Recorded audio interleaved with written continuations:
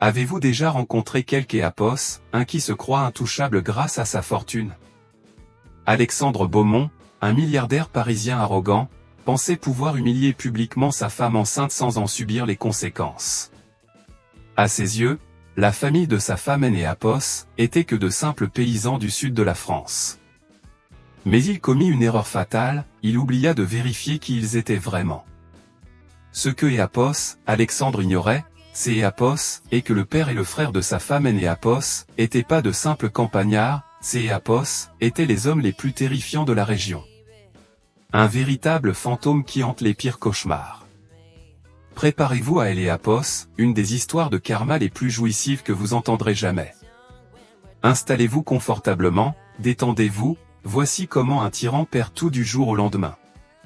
Le lustre de la somptueuse salle de bal du domaine des Beaumont à Deauville vaut plus que ce que la plupart des gens gagnent en une vie entière.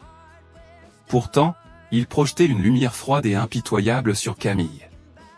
Elle se tenait à la périphérie de la pièce, sa main reposant instinctivement sur son ventre arrondi. Elle était enceinte de 8 mois, ses chevilles palpitaient dans des talons que Éapos, Alexandre exigeait que Éapos, elle porte, car il jugeait les chaussures plates trop négligées. Le gala était officiellement destiné à la fondation caritative des Éapos, Alexandre, une initiative pour Éapos, eau potable qui servait surtout à redorer sa réputation. Mais tout le monde savait que ce Éapos était que Éapos, une scène de plus pour que Éapos, Alexandre Beaumont se pavane. Il se tenait au centre de la pièce, tenant sa cour. Il était beau de cette manière tranchante et prédatrice. Grand, smoking impeccable, des yeux qui souriaient sans jamais atteindre Éapos, âme. Ce Éapos était pas Camille qui Éapos accrochait à son bras. Éapos était Océane. Océane était tout ce que Camille Éapos était pas en ce moment. Élancée, dangereuse, et moulée dans une robe cramoisie qui laissait peu de place à Éapos, imagination. Elle était le secret le moins bien gardé de Paris. Alexandre Éapos essayait même plus de la cacher. En fait, il semblait apprécier le contraste, sa femme obéissante et alourdie dans un coin, et sa maîtresse fougueuse à son bras. Camille. La voix d'Éapos, Alexandre coupa le bavardage ambiant. Ce Éapos était pas un appel affectueux. Éapos était un ordre. La conversation dans la pièce Éapos apaisa. Les invités banquiers, magnats de la technologie et arrivistes tournèrent les yeux vers elle. Camille sentit la chaleur monter à ses joues. Elle avança. Éapos, un pas lourd, le poids du bébé rendant ses mouvements lents et laborieux. Oui, Alexandre, demanda-t-elle, la voix Éapos, étant que Éapos, un murmure. Le verre d'Éapos, Océane est vide, dit Alexandre, sa voix résonnant d'Éapos, une cruauté joviale. Il fit un geste vers la bouteille de Château Margaux 1982 posée sur la lourde table. Enchaîne près de Camille. Va là-bas et serre-la. Les serveurs sont débordés. Un silence de mort tomba sur la pièce. Éapos était une humiliation délibérée. Les serveurs Éapos étaient pas occupés. 3 Éapos, entre eux se tenaient oisifs près du mur. Alexandre voulait que Éapos, elle le fasse. Il voulait que la mère de son enfant serve sa maîtresse.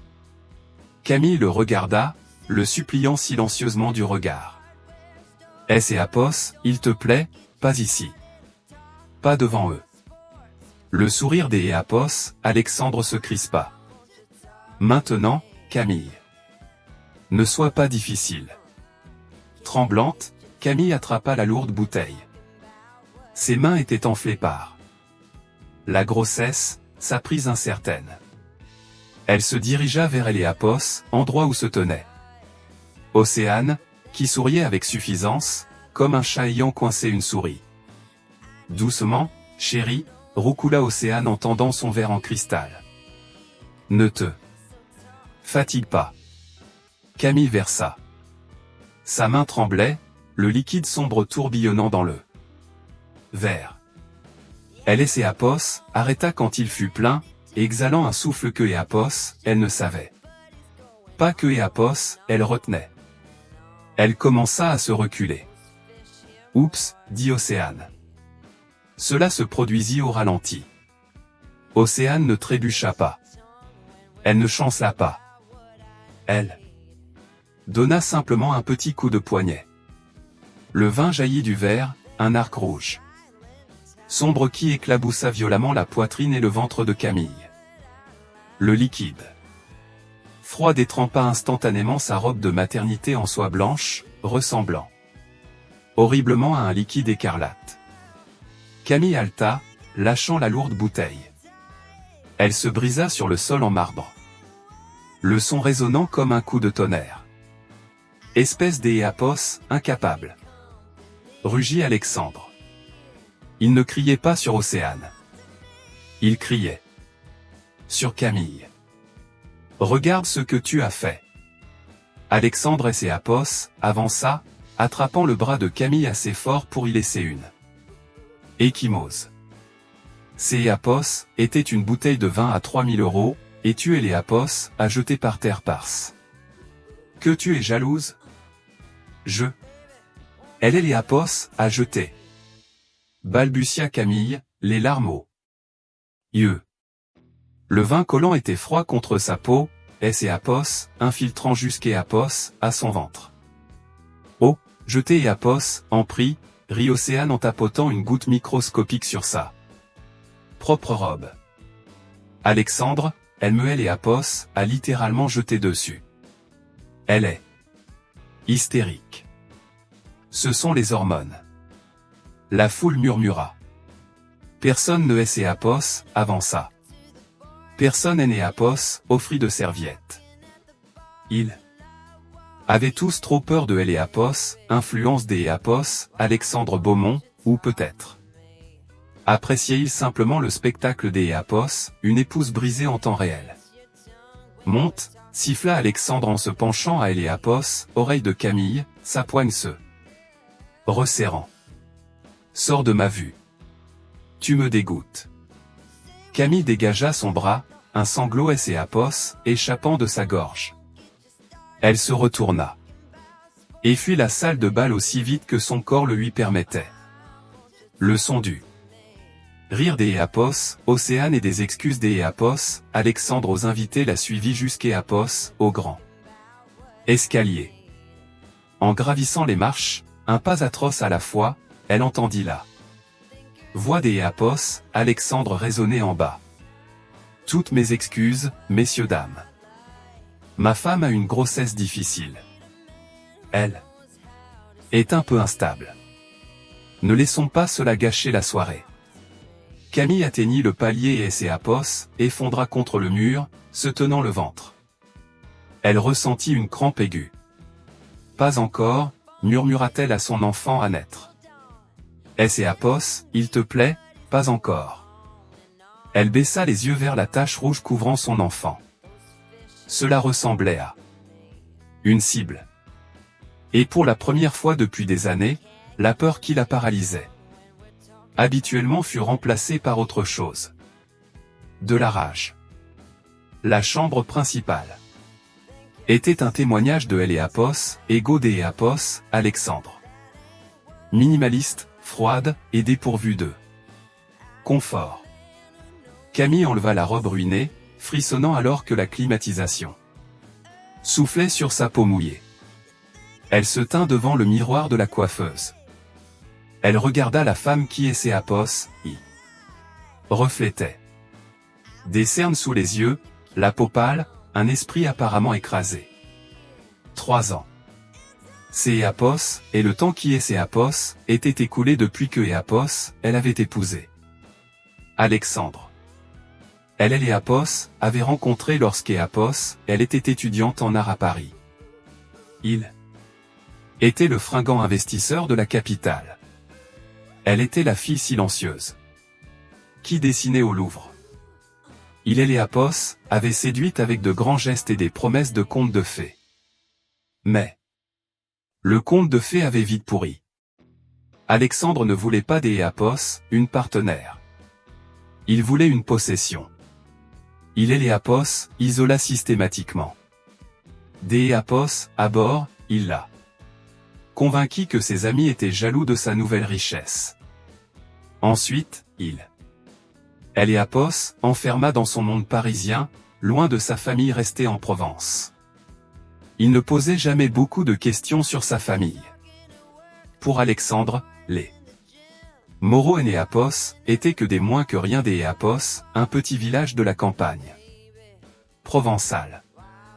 Il savait que Éapos, elle avait un frère, Mathieu, mais Alexandre avait ri lorsqu'Éapos, elle et Léapos, avait mentionné un responsable logistique. Éapos était moqué Alexandre pendant leur première. Je aime Éapos, en fou, cria Alexandre en donnant un coup de pied dans une chaise. Même si elle et Léapos a fait, tu encaisses. Tu souris, et tu encaisses. C'est Éapos, et ton rôle. Je paie pour les vêtements sur ton dos, la nourriture dans ta bouche, et le toit au-dessus de ta tête. Tu existes parce que je Léapos autorise. Éapos avança vers la table de chevet, attrapa son téléphone et le jeta sur le lit. Océane reste pour la nuit, dit-il avec désinvolture, comme Éapos, il parlait de la météo. Dans Léapos, elle des invités. Mais je ne veux pas que tu te promènes. Tu restes dans cette chambre jusqu'Éapos, à ce que je dise le contraire. Si tu descends, si tu fais un bruit, je te coupe tes cartes de crédit. Je Éapos assurerai que tu te retrouves à la rue avec ce morveux dans le ventre. Tu comprends? Camille le regarda. Le regarda vraiment. Elle vit la faiblesse derrière les fanfaronnades. Elle vit un homme qui pensait que Léapos, argent était la seule monnaie au monde. Je comprends, dit-elle doucement. Bien, ricana Alexandre. Je retourne à la fête. Essaie de ne rien gâcher d'Éapos, autre ce soir. Il claqua la porte. Elle entendit le clic distinct de la serrure depuis. Léapos, extérieur. Léapos avait enfermé. Camille resta assise en silence pendant un long moment. La maison était domotisée. Il pouvait suivre ses appels, ses messages. Il surveillait tout. Mais Alexandre était arrogant. Il pensait tout savoir sur la technologie. Cependant, il ignorait Léapos, existence du téléphone jetable que Camille avait dissimulé derrière la lourde tête de lit en velours 6 mois plus tôt. Une sécurité que Léapos, elle espérait ne jamais avoir à utiliser. Elle chercha derrière la tête de lit, ses doigts tremblants jusqu'Éapos, à ce que Léapos, elle sente le plastique froid. Elle le sortit. Il restait 15% de batterie. Léapos appela pas la police. La police de cette juridiction jouait au golf avec Alexandre.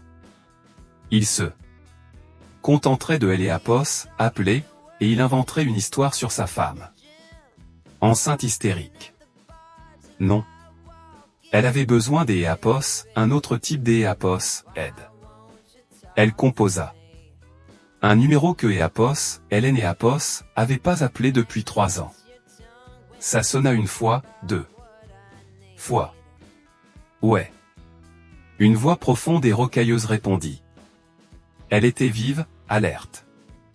Camille laissa échapper un sanglot que Éapos, elle ne put retenir. Mathieu? Il y eut un silence à Léapos, autre bout.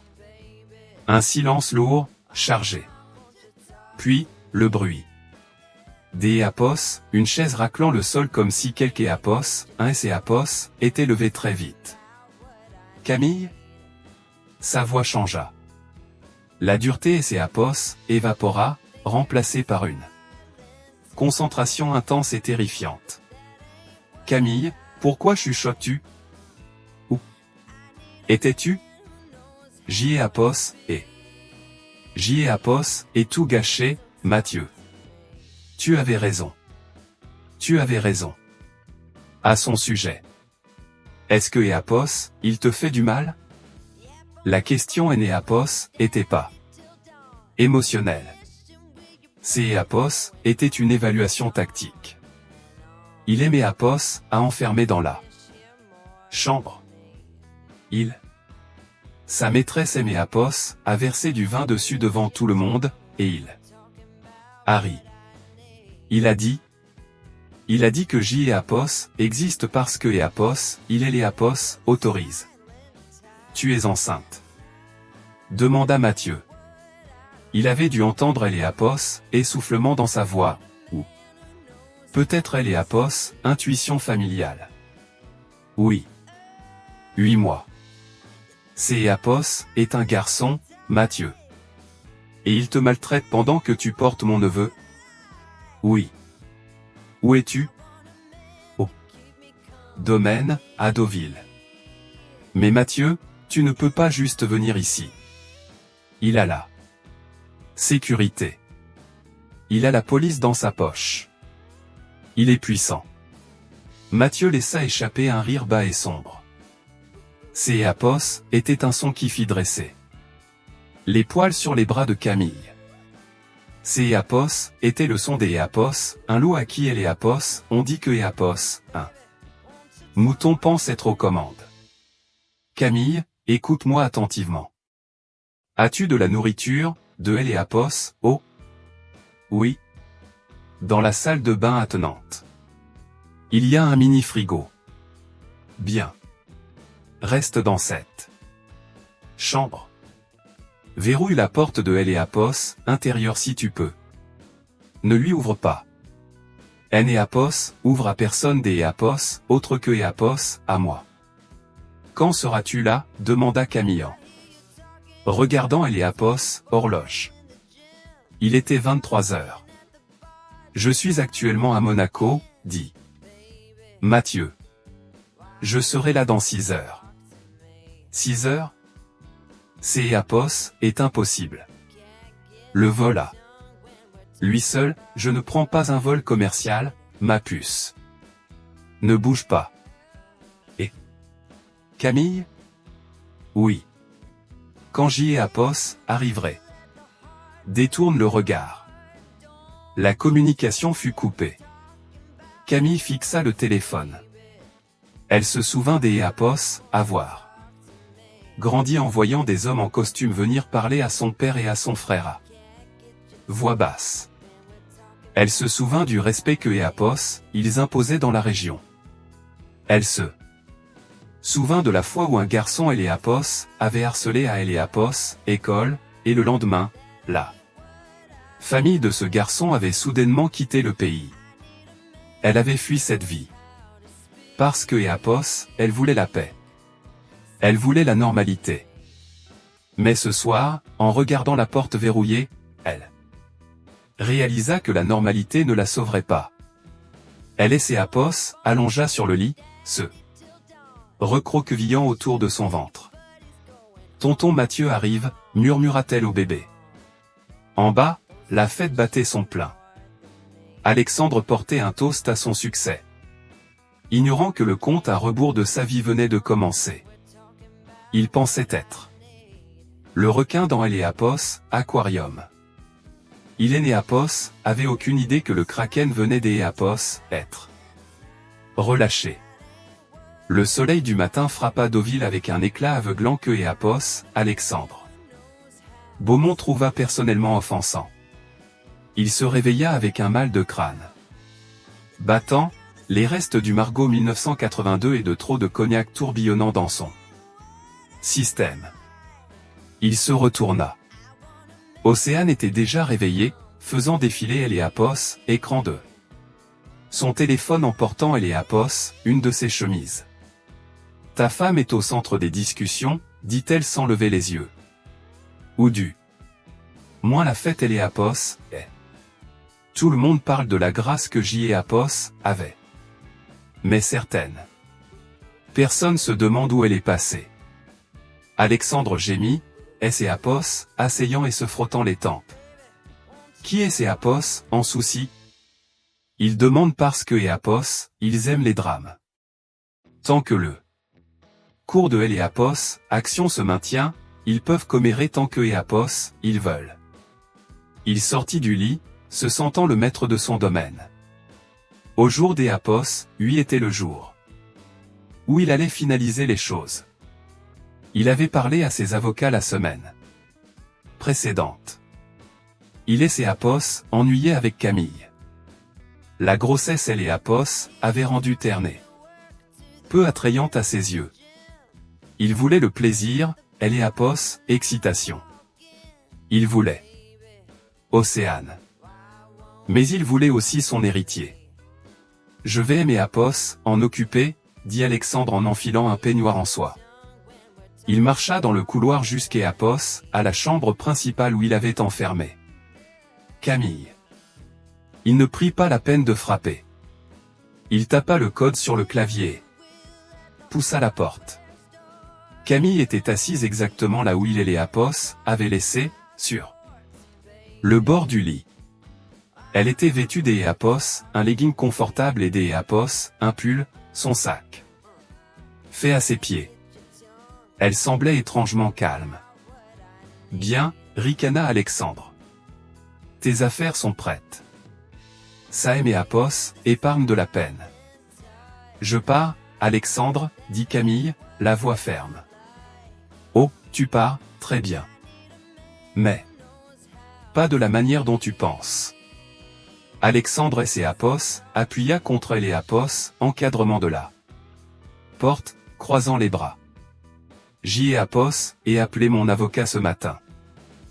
Ce sont les paparazzi? Les paparazzi conduisent des petites citadines, idiote, cria Alexandre. Il attrapa Éléapos, interphone au mur. David, la sécurité, arrêtez-les. Utilisez la force. Éléapos, il le faut. Mais Éléapos, interphone était mort. Pas de grésillement. Juste le silence. En bas, les voitures freinèrent en crissant devant la fontaine. Les portes Éléapos ouvrirent à la volée. Alexandre Éléapos attendait à la police. Éléapos attendait peut-être à une équipe. Éléapos, intervention Éléapos, il y avait eu un malentendu. Au lieu de cela, 10 hommes sortirent. Ils étaient vêtus de combinaisons tactiques gris anthracite. Pas des militaires, mais de Éléapos, équipement haut de gamme de sociétés de sécurité privée. Pas de logo, pas d'Éléapos, insignes, juste des oreillettes et des équipements tactiques. Lourd tenus prêts. Ils se déplacèrent avec une précision terrifiante, se déployant pour sécuriser le périmètre. Puis, à Éléapos, arrière du véhicule de tête, un homme sortit. Éléapos était un géant, d'Éléapos, haut. Moins 1,95 m, avec de larges épaules qui tendaient un costume italien sur mesure. Il avait le crâne rasé et une barbe épaisse qui grisonnait au menton. Il ne leva pas les yeux vers la fenêtre. Il ne se pressa pas. Il boutonna calmement la veste de son costume, ajusta ses poignets, et marcha vers la porte d'Éléapos. Entré comme Éléapos, il possédait la terre même sur laquelle elle se dressait.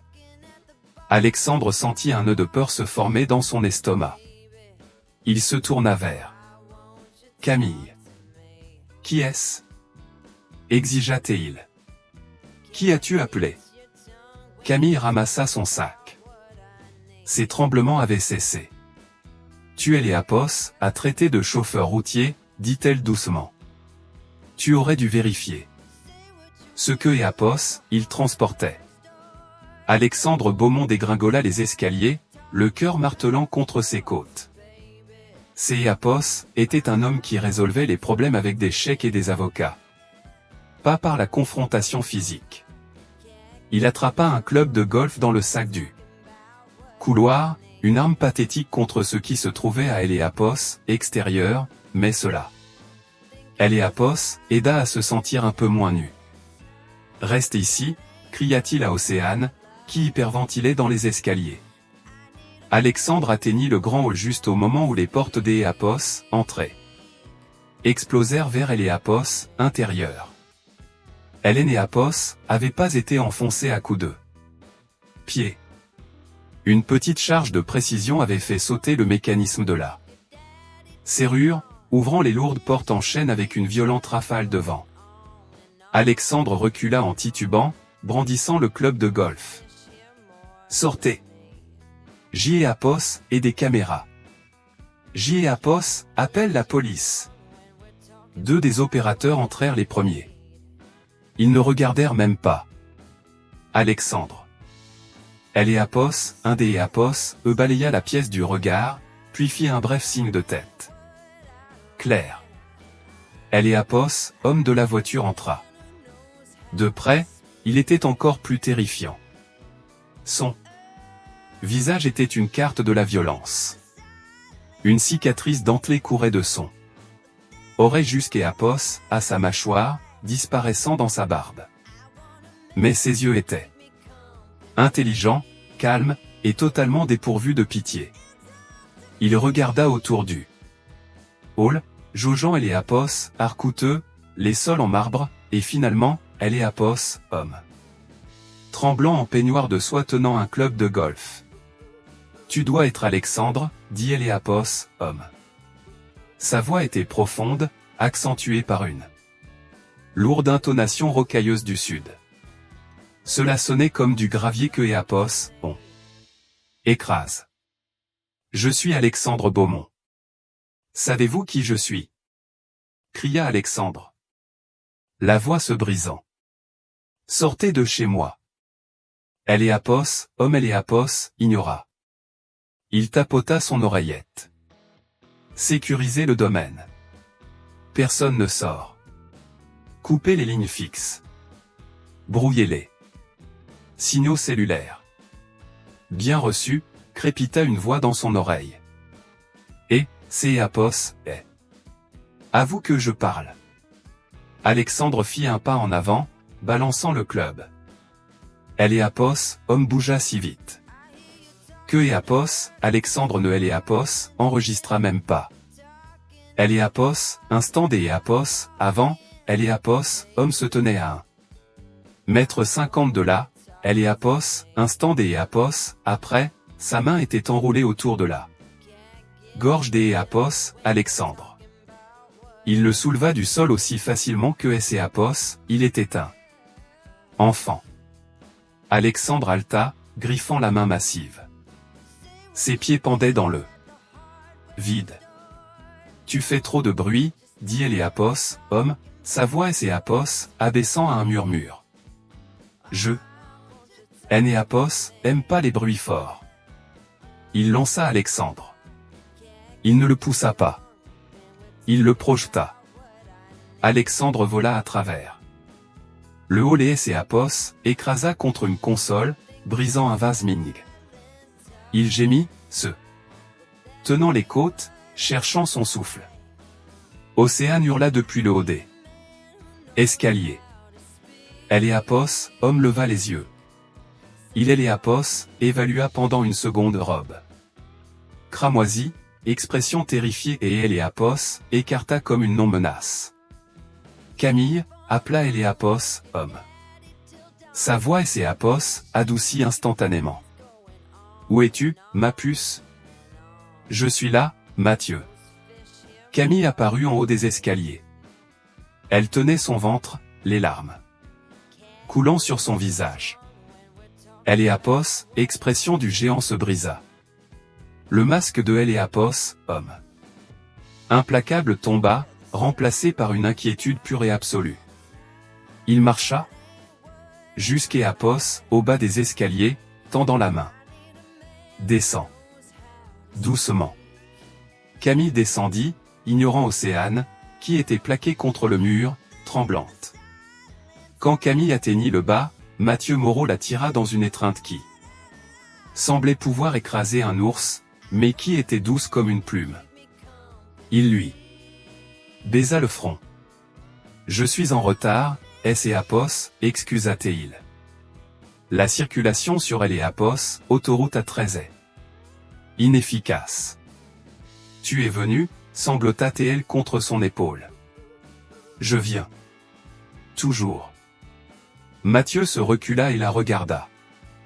Il lui toucha la joue, puis regarda la tache rouge sur la moquette où Alexandre était tombé. Il regarda les bleus sur le bras de Camille, faible, mais visible pour un œil exercé. Mathieu se retourna vers Alexandre. La chaleur disparut. L&Apos, hiver revint. Alexandre essayait de ramper. Pour S&Apos, éloigné. Je vais vous poursuivre. Je vous ferai arrêter. Mon ami est le préfet de police. Mathieu se dirigea vers un fauteuil en cuir et S&Apos, assis, croisant les jambes. Il fit signe à L&Apos, un de ces hommes des Apos, à porter une chaise pour Camille.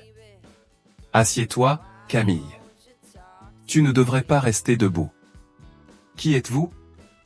Halta Alexandre, se hissant en position assise. Que L&Apos, est-ce que vous voulez? De L&Apos, argent? J&Apos, et de L&Apos, argent. Prenez ce que vous voulez. Mathieu rit. C&Apos, était un son sec, sans aucune trace d'E&Apos, humour. Il mit la main dans la poche de sa veste et sortit un étui à cigarette en argent. Il alluma une cigarette, ignorant L&Apos, interdiction de fumer du domaine Beaumont. De L&Apos, argent? Mathieu expira un nuage de fumée. Monsieur Beaumont, mon entreprise, Moreau Logistique, déplace 4 milliards d'E&Apos, euros de marchandises à travers les frontières européennes chaque année. Je L&Apos, et pas besoin de votre argent. J&Apos, et assez d'E&Apos, argent pour racheter ce marais de Deauville et le transformer en parking. Logistique? Cligna Alexandre. Camille a dit que vous étiez un responsable. Je suis un responsable, convint Mathieu. Je gère les problèmes. Parfois, je déplace des équipements pour des gouvernements qui ne peuvent pas être vus en train de les déplacer. Parfois, je déplace de L&Apos, or. Parfois, je déplace des personnes qui ont besoin de disparaître. Il se pencha en avant. Et parfois, je gère les petits hommes qui pensent pouvoir faire du mal à mon sang. Alexandre pâlit. Alors que L&Apos, Alexandre était traîné en hurlant vers la salle à manger, il regarda en arrière vers Camille. L&Apos avait pas bougé. Elle était assise sur la chaise, la main sur son ventre, le regardant avec des yeux qui L&Apos avait plus peur. Elle regardait la balance de la justice S&Apos, équilibrée. La salle à manger du domaine Beaumont était conçue pour intimider. Une table en acajou de 6 mètres, importée des L&Apos, un monastère français, trônait sous un plafond voûté peint des L&Apos, Angelot.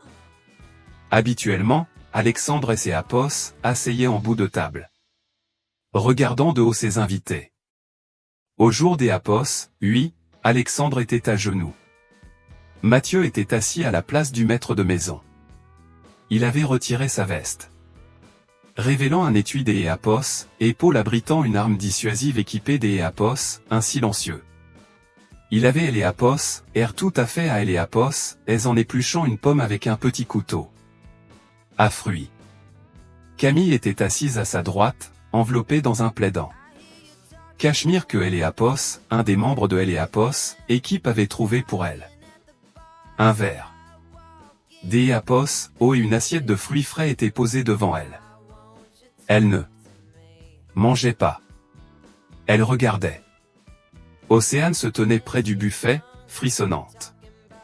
Son maquillage coulait, créant des traînées noires sur son visage qui et ses apos, accordés à la ruine de sa robe cramoisie. Deux des hommes de Mathieu se tenaient derrière elle, silencieux, comme des statues. Elle est apos, architecture et des apos, un goût douteux, commenta Mathieu en glissant une tranche de pomme dans sa bouche. Elle est apos, argent nouveau fait du bruit.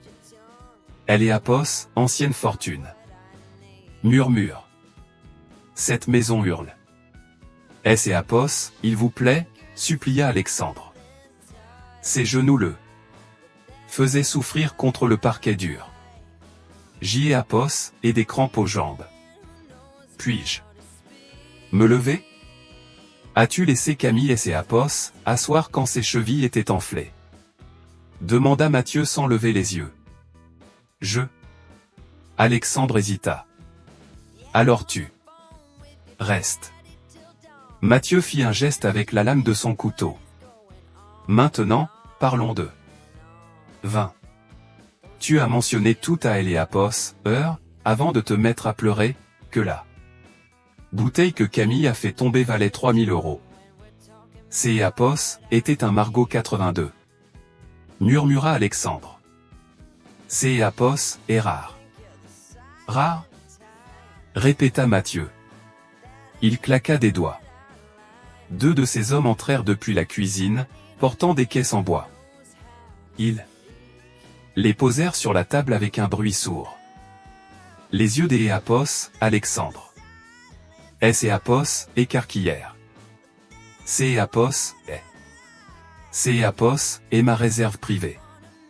Ce sont des Romanée Conti. Celle-là est Néapos, bon. Pas de prix.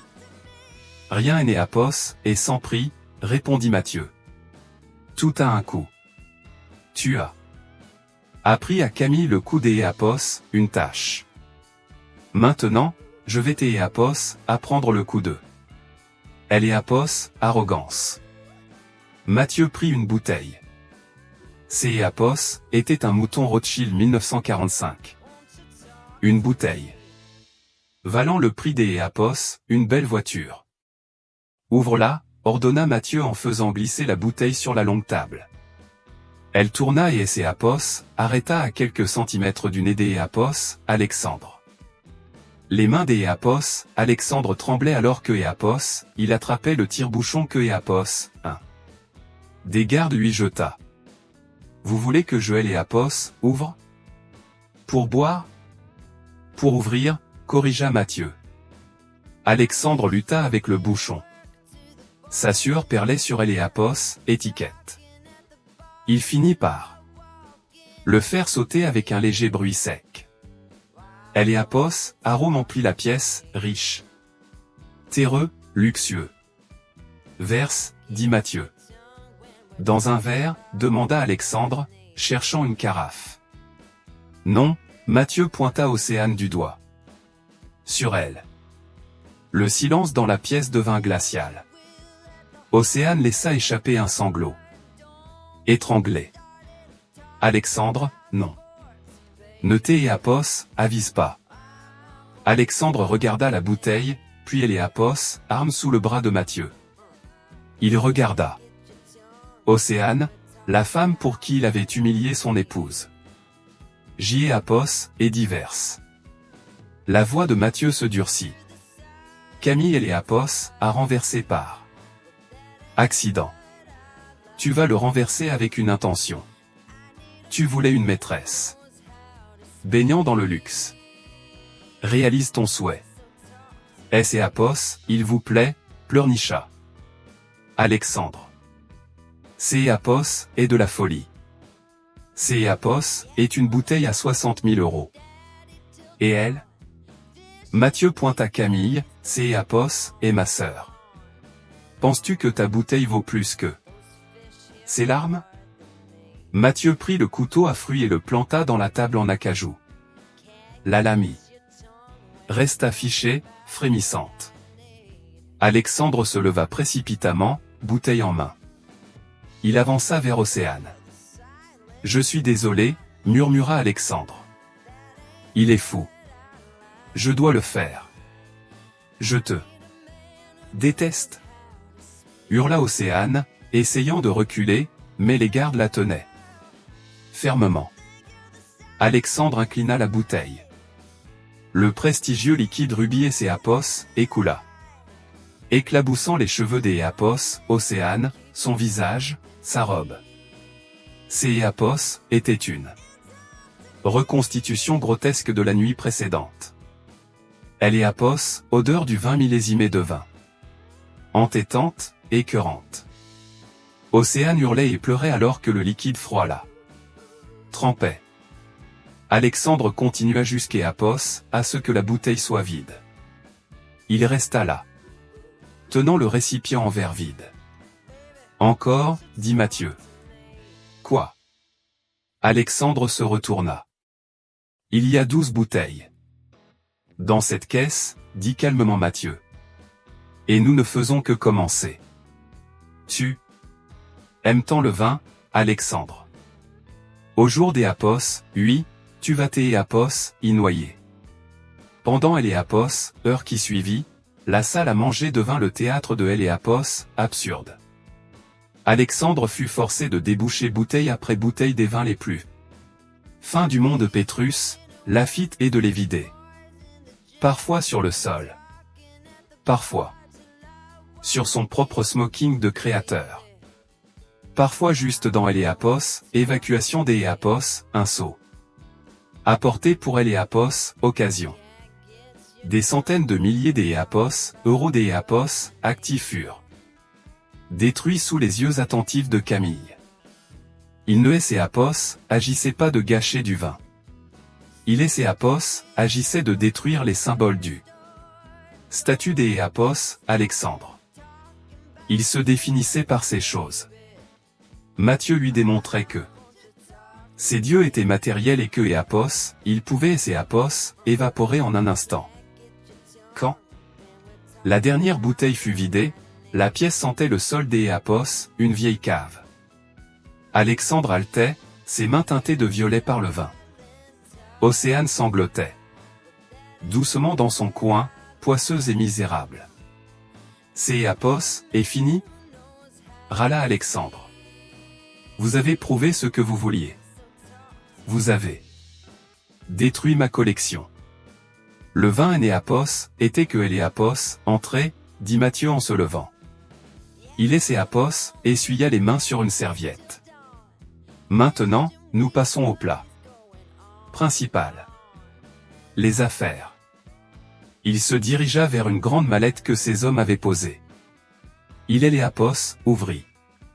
Et en sortit un ordinateur portable. Assieds-toi, ordonna Mathieu à Alexandre. Alexandre Éapos, effondra sur une chaise, à bout de force. Et maintenant? Vous voulez un virement bancaire? Éapos, et ça?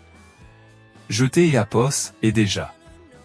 Dis que je ne voulais pas de ton argent, dit Mathieu en tapant sur le clavier.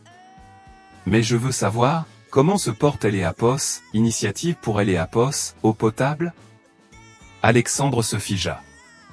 Son sang se glaça.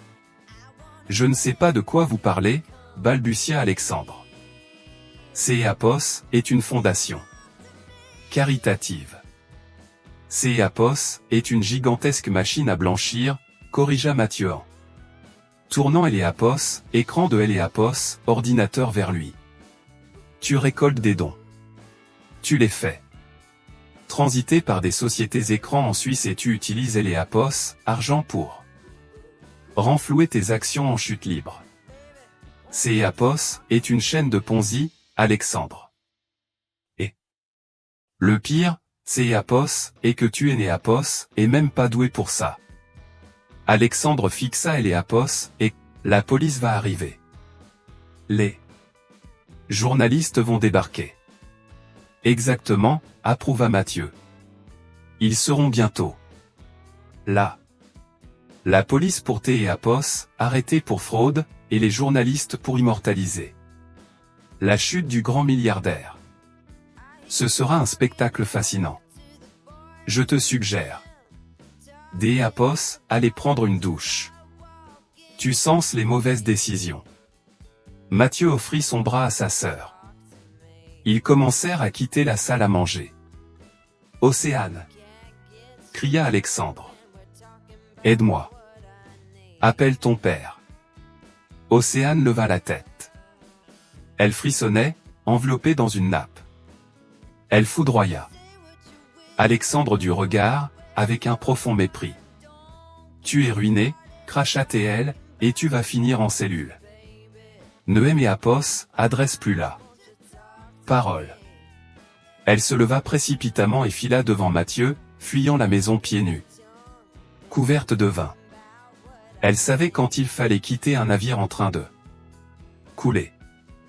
Mathieu et ses Apos arrêta sur le pas de la porte et se retourna vers Alexandre. Une dernière fois. « Oh, j'y ai Apos, oubliez un détail, dit Mathieu. La maison. » « Quoi la maison ?» murmura Alexandre. « J'y ai Apos, et racheté ta créance hypothécaire ce matin, déclara Mathieu avec nonchalance. À ta propre banque. Ils étaient ravis de vendre dès que je leur ai montré que ta réputation financière allait exploser en vol. Techniquement, tu es ici par effraction. » Il regarda sa montre. « Tu as 10 minutes pour quitter les lieux avant que mes hommes ne te jettent dehors manu militari. » Et Alexandre ? Quoi ?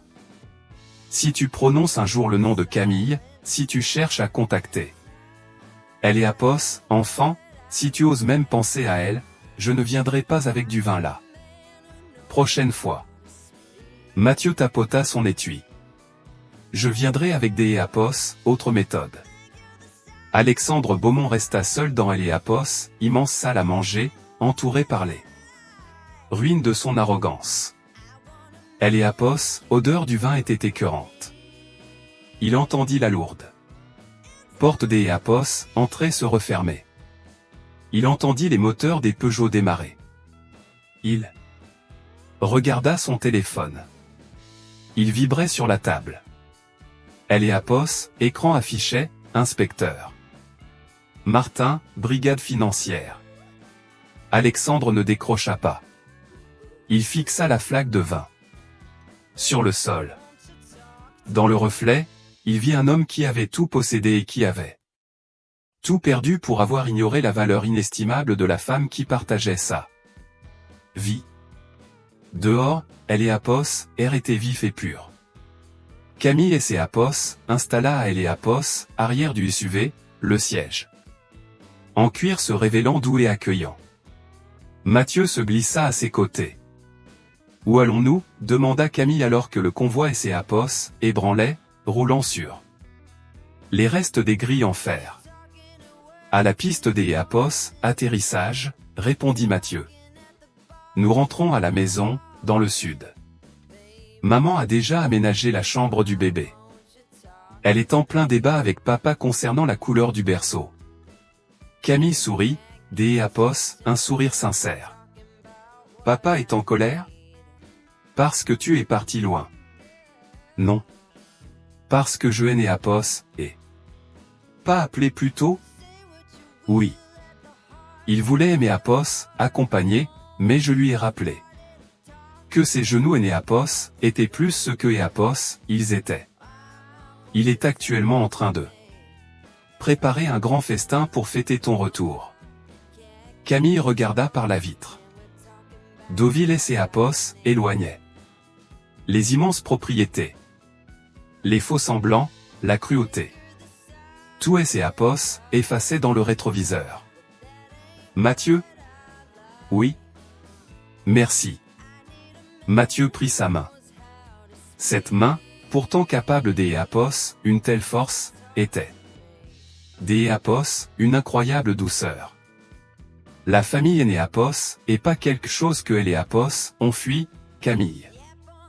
C'est Apos, et les Apos, armée qui veille dans ton dos. Le convoi et ses Apos engagea sur Apos, autoroute, filant vers Apos, aéroport. De retour au domaine, les gyrophares des voitures de police commençaient tout juste à illuminer Apos, allée principale. Les sirènes retentissaient, entonnant le chant. Déapos, une justice longtemps attendue. Alexandre Beaumont était sur le point. Déapos, apprendre que dans le monde réel, les actes ont de lourdes conséquences, et que les maîtresses ne servent pas de vin aux hommes menottés. Mais pour Camille, le cauchemar appartenait au passé.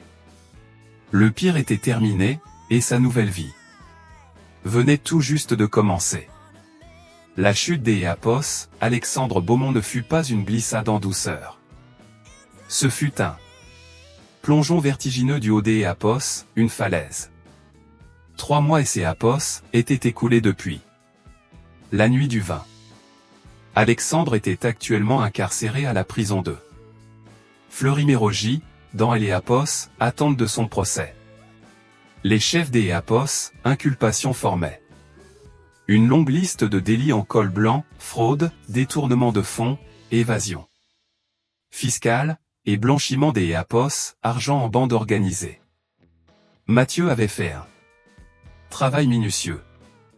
Il ne Éapos était pas contenté de fuiter les documents, il les avait triés, surlignés, et livrés sur un plateau d'Éapos, argent au juge d'Éapos, instruction. Mais Alexandre restait un narcissique, et ce genre d'Éapos, individu Éapos, accepte jamais la défaite. Ils ne font que préparer leur revanche. Le centre de détention offrait un contraste brutal avec sa villa. Éapos, RI. Empestait la javel et Éapos, enfermement. Sa suite écho, était une cellule exiguë que Éapos, il partageait avec un dénommé Franck, incarcéré pour braquage à main armée et qui ronflait comme une tronçonneuse. Alexandre était assis sur sa couchette, fixant le mur de béton.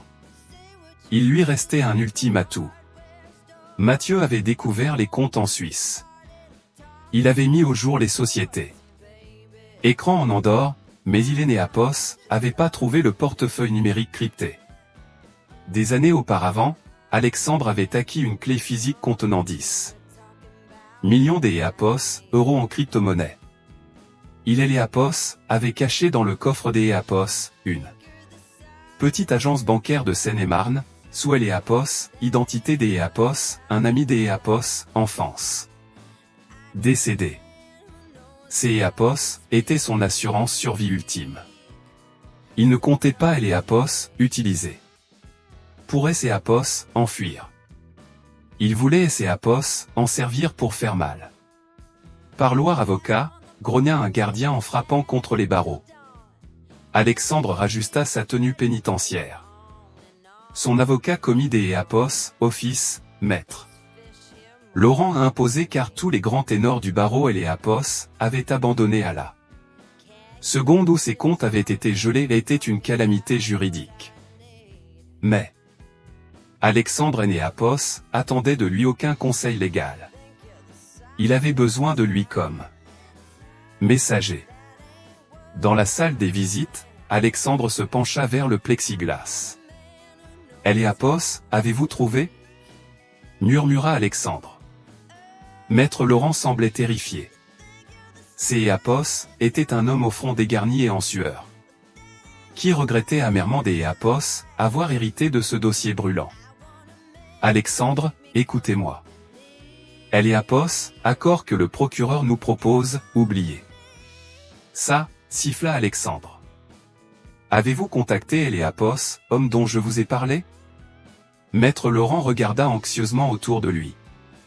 Éapos et discuter avec un intermédiaire. Il dit connaître du monde. Mais Alexandre, Éapos, est pure folie. Éapos, ils découvrent que vous commanditez, ils ne découvriront rien si vous tenez votre langue, trancha Alexandre. Je vais vous confier des coordonnées géographiques. Vous y trouverez une clé. Récupérez le disque dur. Payez Éapos, homme. La mission est limpide. Je veux que Camille souffre. Le frère Éapos importe peu, il est trop protégé. Mais Camille, elle est à découvert. Elle est vulnérable. Le regard des Éapos, Alexandre brillait des Éapos, une lueur démente. Je veux que cet enfant disparaisse. Je veux que Éapos, elle comprenne la douleur absolue de tout perdre. Maître Laurent épongea son front luisant. Elle Éapos, intermédiaire, il a exigé la moitié de la somme en avance. C'est Éapos, est un spécialiste. Il opère depuis les quartiers nord de Marseille. Parfait, sourit. Pour le reste du monde, Gérard Moreau était une légende urbaine, un homme qui régnait sur les voies maritimes du Sud, un homme qui avait affronté les organisations clandestines de El Éapos, et dans les années 90 et en était sorti vainqueur. Mais pour Camille, il était simplement son père. Ton frère M. Éapos informe que le Parisien S. Éapos agite, annonça Gérard, des Éapos, une voix grave. Le sourire de Camille S. Éapos effaça un instant. Alexandre? Il essaie de manœuvrer depuis sa cage, expliqua Gérard. Il plongea la main dans sa veste et en sortit un petit disque dur noir crypté. Camille se crispa. Que Éapos, est-ce que c'est Éapos, 10 millions des Éapos, euros dématérialisés, répondit Gérard. En faisant sauter El Éapos, objet dans sa paume. Alexandre a cherché à recruter un spécialiste à Marseille. Il voulait orchestrer un écho, accident écho, pour te viser, toi. Et le petit. Camille agrippa le bord du landau à S. Éapos, en blanchir les jointures. Il a essayé de nous faire disparaître? Depuis sa cellule? Il a essayé. Nuança Gérard. Mais Alexandre a commis une énorme erreur de calcul. Il cherche un intermédiaire à Marseille. Il ignore que Éapos, absolument rien ne se passe dans cette ville sans mon approbation. Le regard de Gérard se fit des Éapos, acier. El Éapos, homme de main que Éapos, il pensait embaucher travail pour moi. Quant à son avocat, disons que Éapos, il est Éapos, est montré extrêmement coopératif pour nous remettre cet objet dès lors que nous lui avons fait comprendre certaines réalités. Camille fut prise des Éapos, une légère nausée. Même derrière les barreaux, Alexandre restait toxique. Que Éapos, allez-vous faire, demanda Camille. Vas-tu, tes Éapos, en débarrasser? Gérard eut un petit rire sec. El Éapos, éliminé? Non, ma chérie. La fin est une porte de sortie trop facile. Le silence est un soulagement. Alexandre mérite le bruit de sa propre ruine. Gérard se leva. Il fit un signe en direction du mas. Mathieu S. Éapos approcha, une tablette numérique à la main. El Éapos, heure est venue, annonça Mathieu. El Éapos, heure de quoi, demanda Camille. De faire nos adieux, expliqua Mathieu. Nous lui avons accordé un appel vidéo. Un privilège exceptionnel.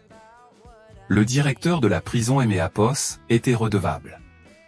Mathieu tendit la tablette à Camille. Sur El Éapos, écran, le visage des Éapos, Alexandre apparut. Il était installé dans un parloir gris, menotté à un bureau. Il affichait un air triomphant. Il et Éapos attendait à ce que son avocat lui annonce. El Éapos, accomplissement de sa basse besogne. Mais en découvrant le visage de Camille, son arrogance vola en éclats. Camille? Halta Alexandre. Comment? Bonjour, Alexandre, salua Camille. La voix assurée. Elle orienta légèrement la caméra pour lui dévoiler le jardin ensoleillé, les murs imprenables, et El Éapos, enfant dormant paisiblement. Toi? Balbutia Alexandre. El Éapos, opération devait être terminée. Le visage de Gérard entra dans le champ, se plaçant derrière Camille. Alexandre devint livide. Apos avait jamais croisé Gérard Moreau en personne, mais son instinct lui hurla immédiatement à qui il avait affaire.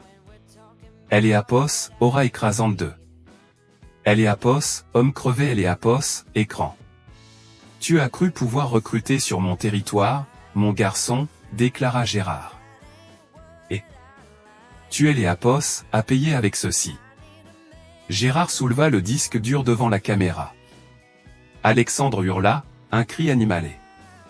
Désespéré. Apos est à moi. Apos est ma fortune. Apos était ta fortune, corrigea Gérard. Au jour des Apos, oui, Apos est devenu une donation. Nous venons des Apos en transférer. Apos, intégralité à une véritable œuvre caritative. Un réseau national de refuge. Pour femmes en détresse.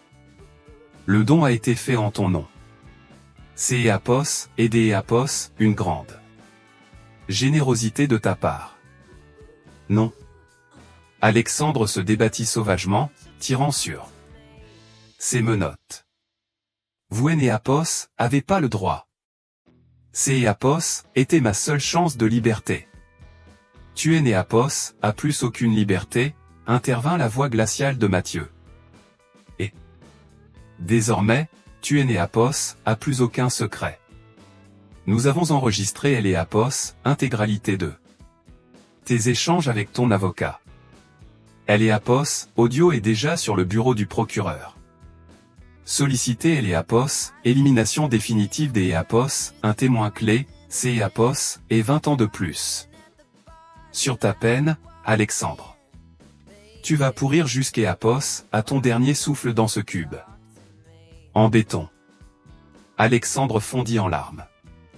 Pas les larmes de crocodile que Apos, il servait aux médias, mais des larmes de panique viscérale. Il mesurait enfin, de manière absolue, Apos, étendue de son erreur. Apos, avait pas seulement cherché à mordre un chien sans défense. Il était entré en courant dans la tanière des Apos, une meute de loups avec un quartier de viande autour du cou. Camille, jetez Apos, en supplie, implora Alexandre, la voix brisée. Demande-leur. Des Apos, arrêtez. Je suis le père de cet enfant. Camille fixa Apos, homme sur Apos, écran. Elle revit la tache de vin sur sa robe. Elle se souvint de la porte verrouillée. Elle repensa à la façon dont il la traitait. Avec moins de considération que Apos, un vulgaire meuble. Elle posa un regard plein de douceur sur Gabriel. Tu Apos, et pas un père, Alexandre, répondit paisiblement Camille.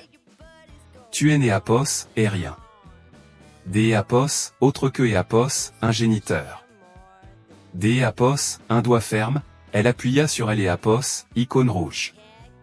Apos, écran et Apos, éteignit. Dans le jardin, la sérénité reprit ses droits. Une paix totale, absolue. Gérard posa une main rassurante sur Apos, épaule de sa fille. Apos, est réglé. Le fantôme parisien est définitivement exorcisé. Merci, papa. Murmura Camille. Viens, dit Gérard. À table. Mathieu a préparé une daube provençale, et je crois savoir que Apos, il nous reste une bouteille de vin. Un vin de table très modeste, à 5 €. Camille laissa échapper un rire joyeux. Apos, est exactement ce que Apos, il me faut. Elle prit doucement son fils dans ses bras et prit le chemin de la forteresse familiale, abandonnant la tablette sur la pierre du banc. Apos, histoire des Apos, Alexandre. Beaumont et Apos, achevé ici, enseveli sous le poids de sa propre démesure. Mais Apos, histoire de Camille Moreau la mère, la survivante, la fille du loup ne faisait que commencer. Si cette histoire vous a tenu en haleine, Apos, n'hésitez pas à cliquer sur le bouton Apos, aime. Cela aide grandement la chaîne à se développer et me fait savoir que vous souhaitez écouter des Apos, autres récits de ce genre. Apos, n'oubliez pas de partager cette vidéo avec vos amis qui apprécient les bonnes histoires de karma. Et si ce Apos n'est pas déjà fait, abonnez-vous et activez la cloche des notifications. Nous avons une toute nouvelle histoire prévue pour la semaine prochaine, celle des Apos 1. Mari infidèle qui ignorait que sa femme était la propriétaire de Apos, entreprise qui Apos employait. Vous ne voulez absolument pas manquer ça. Merci des Apos, avoir écouté. Et Apos, oubliez jamais, traitez toujours les autres avec respect, ou vous découvrirez peut-être que leur frère est un spécialiste en logistique. À la prochaine.